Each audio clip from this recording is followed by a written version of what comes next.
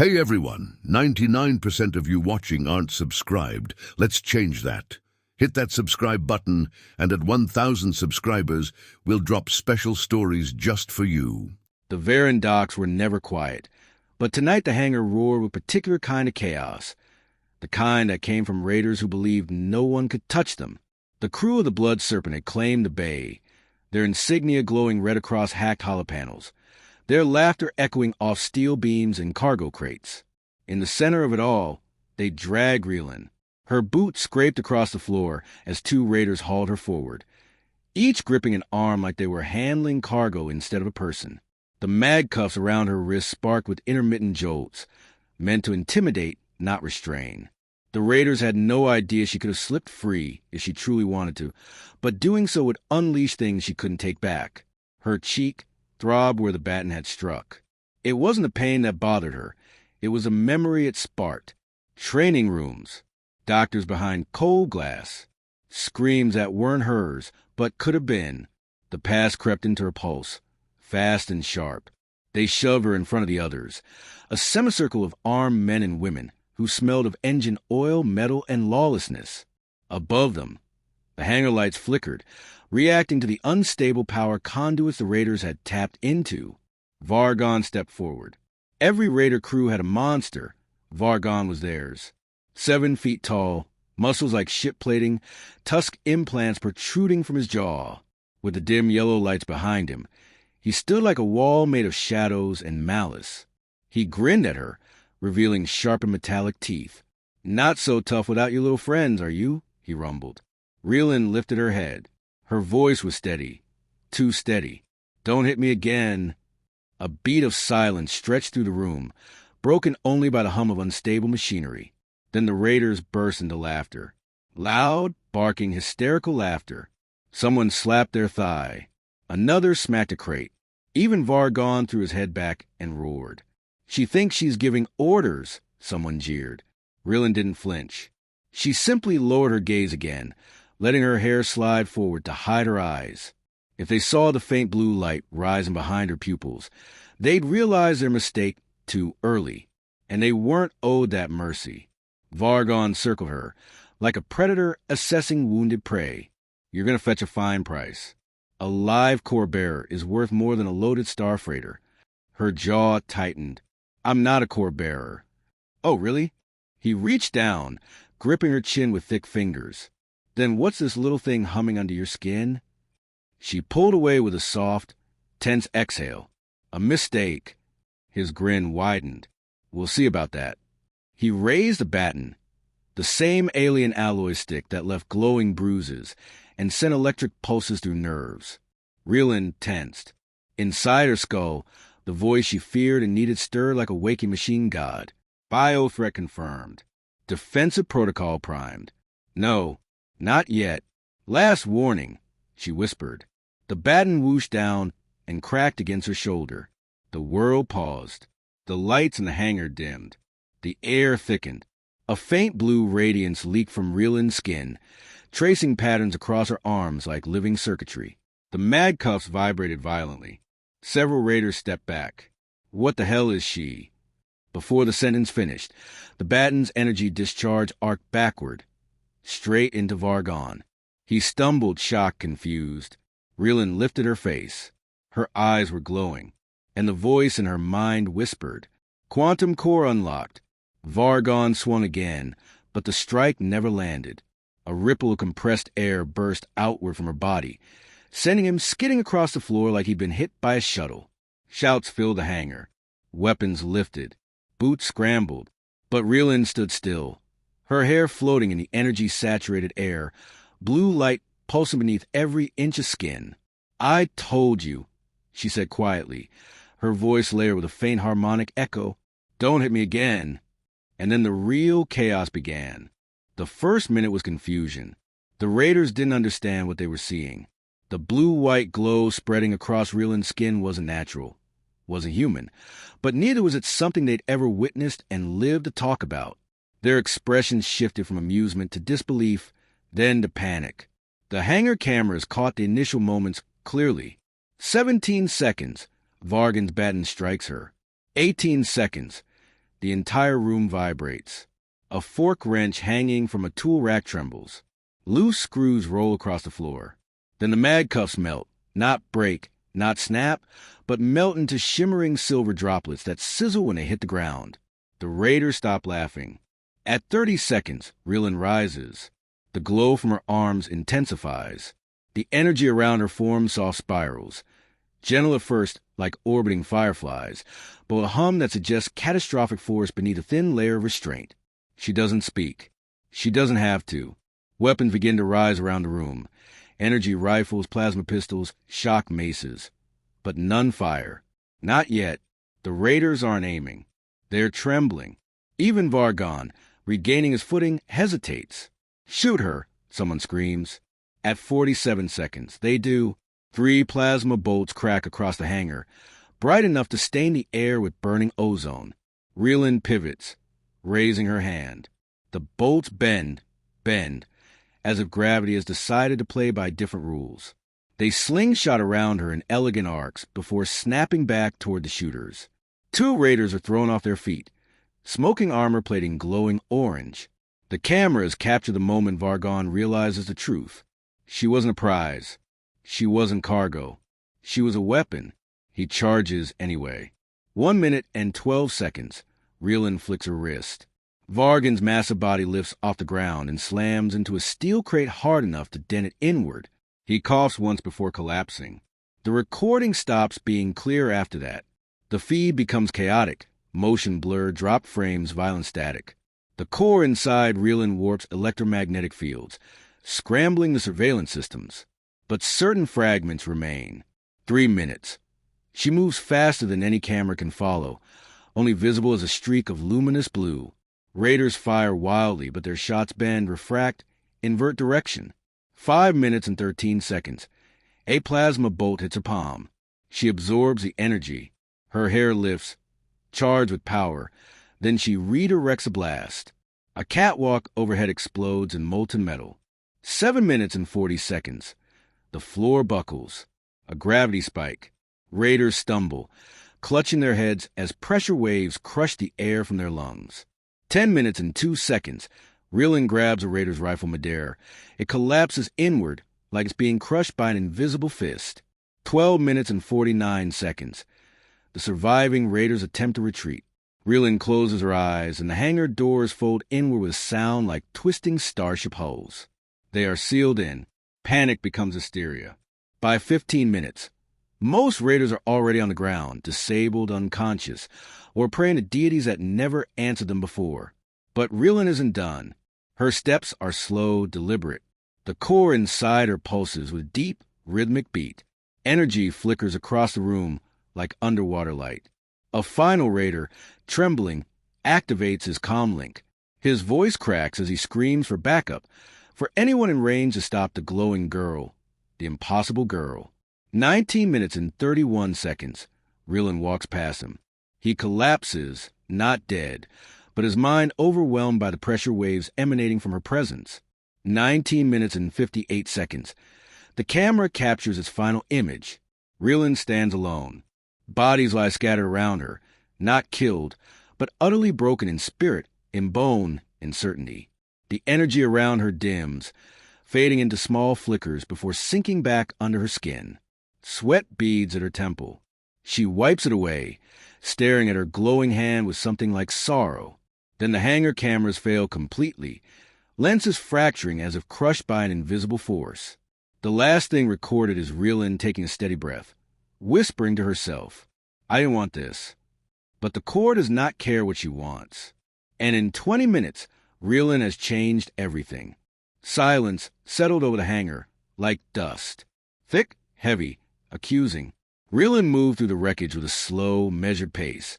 The echo of her boots softened by the still-warm metal debris. Steam rose from cracked pipes. Sparks danced from broken conduits. The smell of ozone hung in the air like a tangible fog. The core inside her had quieted, but not completely. A faint vibration lingered beneath her skin, humming in her bones, a reminder of what she had become. Or perhaps what she had always been, suppressed until it wasn't. She flexed her fingers. Blue light flickered, unbidden. "Stop," she whispered. The glow receded with reluctance, like a wild beast backing away, but keeping its eyes locked on prey. She exhaled. Bodies lay scattered in her path, some groaning, others unconscious, a few curled in defeat, none dead. The core pushed for lethality, but she had held the line. Barely. Her skull still throbbed with the effort of restraint. The energy wanted release, wanted expansion, wanted destruction. But destruction wasn't who she was. Or so she still hoped. She crouched beside a fallen raider, a younger man with a cracked visor. He was breathing, ragged but steady, at his waist. Tucked beneath a security belt, she spotted a small metallic data card. She plucked it free and activated its display. Lines of holographic text flickered to life. Her stomach tightened. A list. A hunt. Her name at the very top. Real Eric's, priority acquisition. Condition, alive. Bounty, 1.2 million credits. Below her name were notes, chilling in their precision. Confirmed core signature. Believed unstable. Extreme caution required. She swallowed. So that's why you came. Her thumb brushed the edge of the card. Had someone leaked information about her? Or had the core itself bled enough energy into the world to draw attention? A metallic groan echoed from the far end of the hangar. Reelin jolted, pulse rising. The core stirred too, sensing threat, ready to surge. But the silhouette that stepped into view was familiar.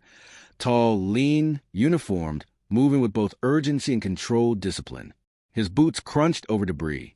His hand hovered near his holstered sidearm, but didn't draw it. Captain Arion. Her mentor. Her anchor. Her friend. He stopped when he saw her fully, staring at the blue shimmer still dancing faintly across her arms. Reelin, his voice was soft, pained. "What did you do?" Her throat tightened. She wasn't sure how to answer. The truth felt both simple and impossible. "They attacked me," she said. "They triggered the core."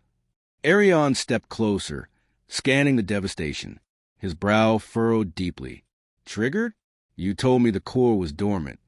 "It was," she insisted. "I kept it locked down. For years." Clearly not well enough. The words weren't cruel, but they cut. Because they were true. Reelin lowered her gaze, shame pooling in her chest. "I tried to warn them," she whispered. "I told them not to hit me again."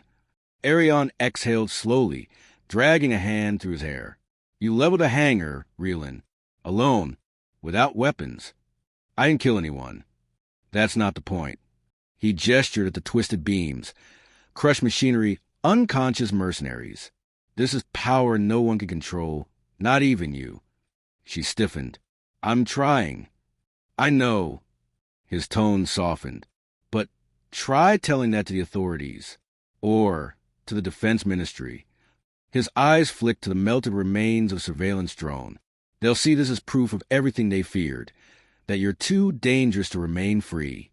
The core pulsed in response to her rising anxiety, an instinctive read of her emotional state. She forced herself to breathe slowly, keeping her heartbeat steady. Arion's expression wavered between concern and something like grief. "I'm your friend, Reelin, but I can't shield you from what's coming. They'll come for you, harder than these raiders ever did." Reelin closed her fists. The light around her knuckles tightened. "Then I'll run." "Good." He reached into his coat and produced a small device, a locator beacon. "Use this. It'll mask your energy signature for a while.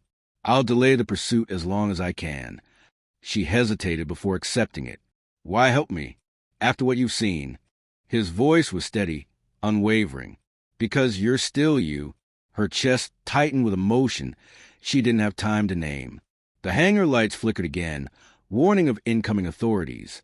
Heavy footsteps echoed faintly down distant corridors. Time was up. Arion placed a steadying hand on her shoulder. "Go. Now." Reelin activated the beacon.